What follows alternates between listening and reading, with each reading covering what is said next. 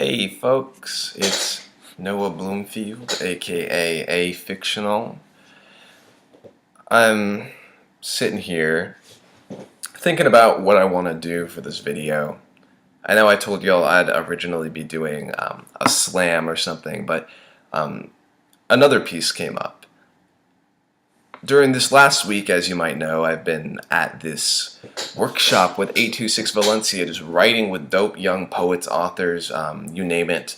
And I recently finished there a short story. And it's not the first short story I've written, but it's one, I think the first I can say I'm definitely very, very proud of. As a poet, structure is a little difficult sometimes for me, and so I feel like I've made a bit of an accomplishment in like moving action forward, as you might see here. I think the one challenge I posed for myself was trying to make the whole thing have a spoken quality to it, so that it would read as one, I guess, continuous poem, but it was also narrative, and so I think that was rather cool. So instead of posting the text up to my blog, y'all are gonna have this reading right here. Get ready. It's called Eat.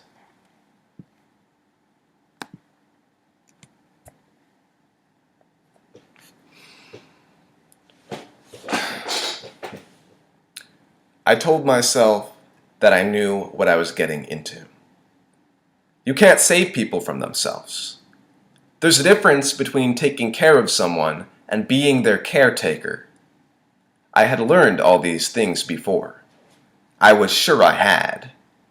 I'd been close to people who suffered from mental illness in the past. Thought I had an intimate enough understanding of anorexia and bulimia to make this relationship work. She was eating disorder not otherwise specified. She was possibly bipolar.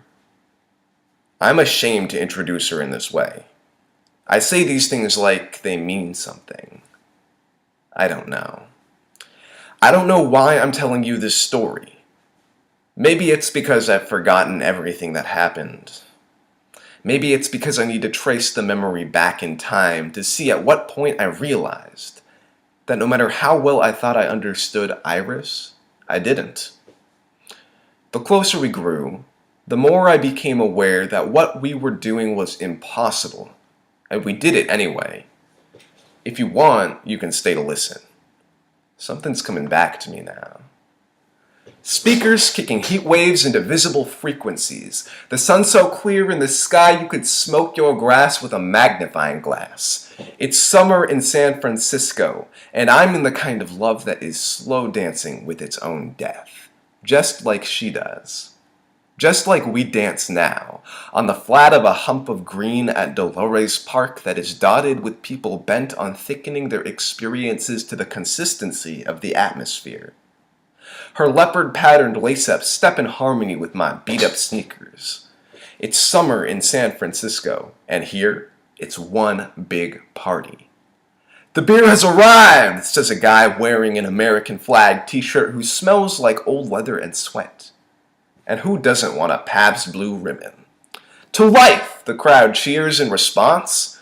Iris catches my eye and smiles in her way.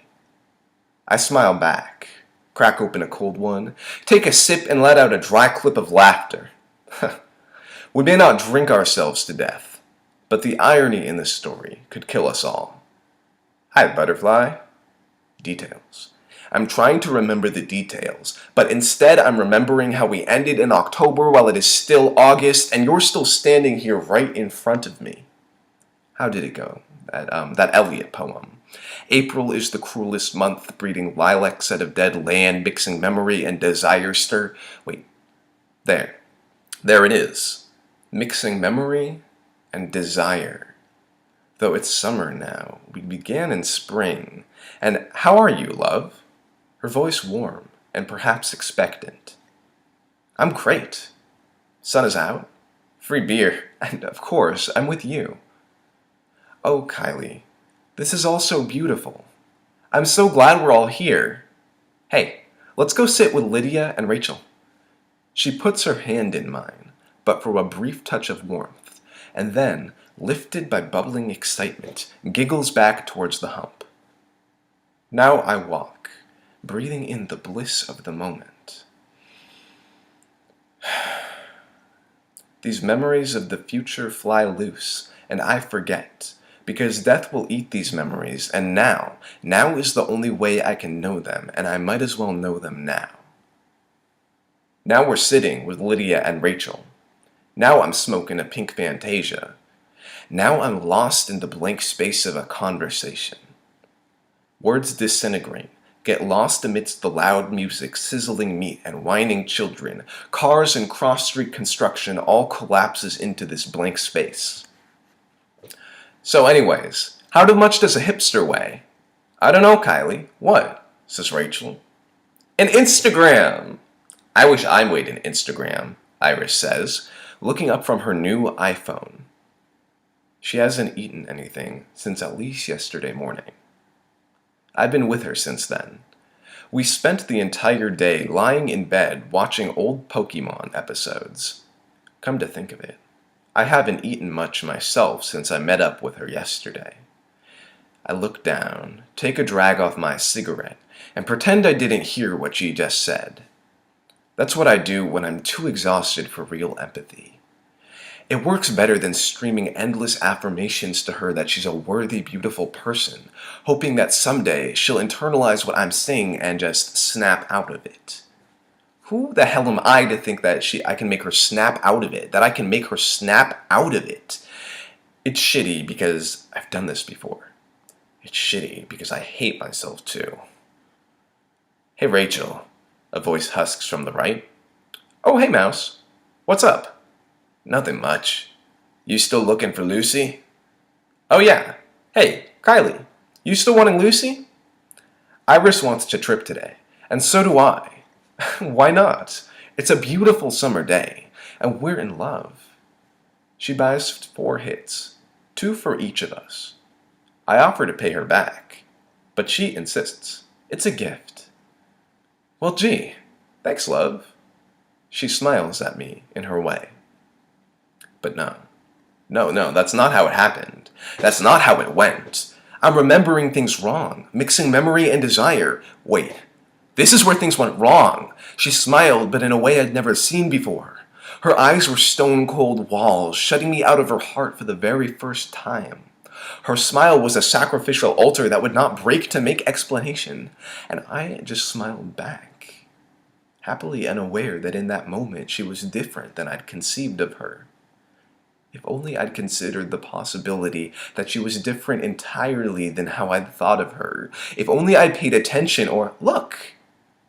Iris points at a hefty Great Dane floating down the hate with its owner walking nonchalantly behind on the ground. The sky has turned a light pink. Things are getting weird. This is nice. A giant Dodge rolls up to us as we walk, slows down, coasts along. Its owner rolls down the window, cranks up the subwoofers, and yells, "Damn, girl!" Iris glares and raises the finger proper for the moment.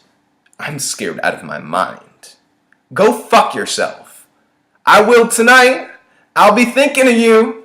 This beefhead pulls out his cell phone and starts taking fucking pictures. And anger, unlike anything I've ever felt, raises from my stomach to my throat and out my mouth.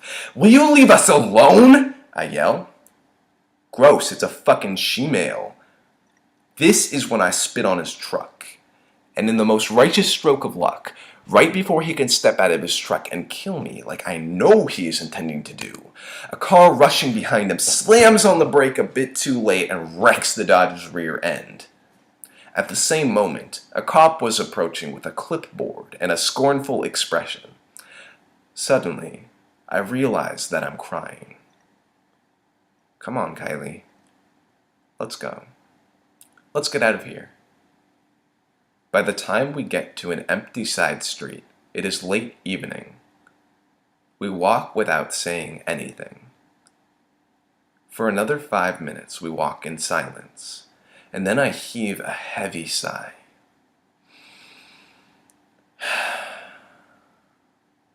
It feels like all the world's waste is fermenting inside my body.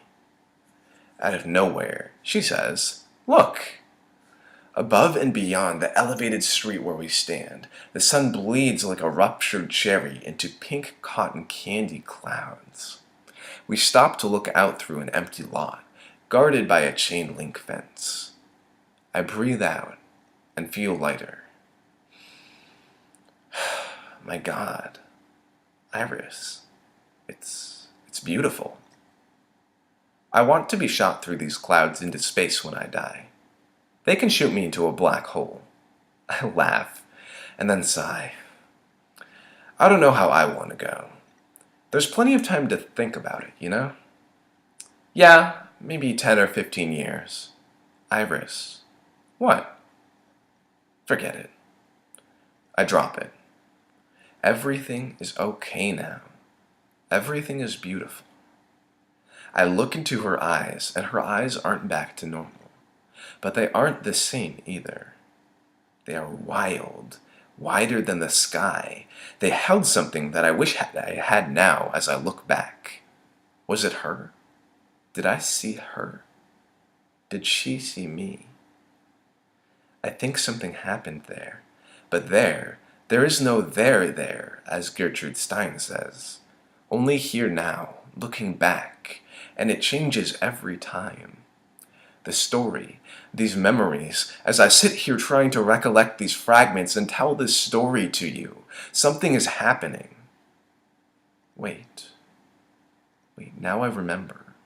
Oh God, I remember what it was she said. When we got to the Muni stop, her step wobbled. Her eyes rolled around with no focus. She was about to faint. I caught her as she fell. Before she lost all consciousness, she said something funny. Lying in my arms, she gave a sarcastic laugh and murmured, "Don't forget, or death will eat these memories." There it is. Death. Eating. Memory.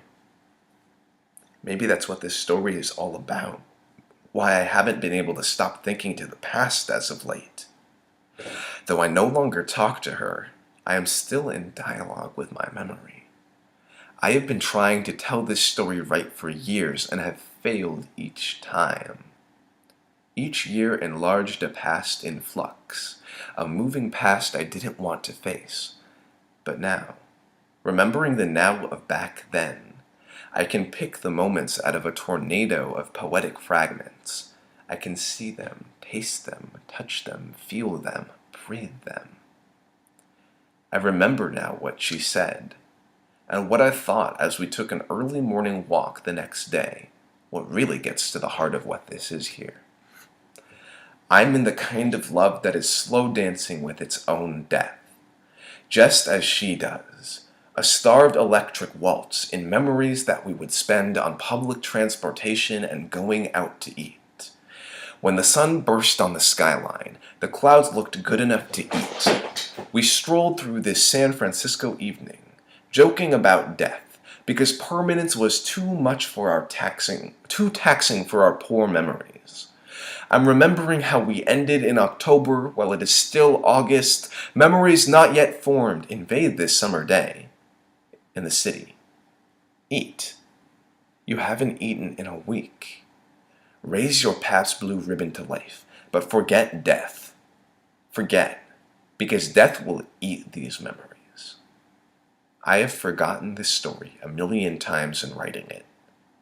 Forgive me for trying to remember.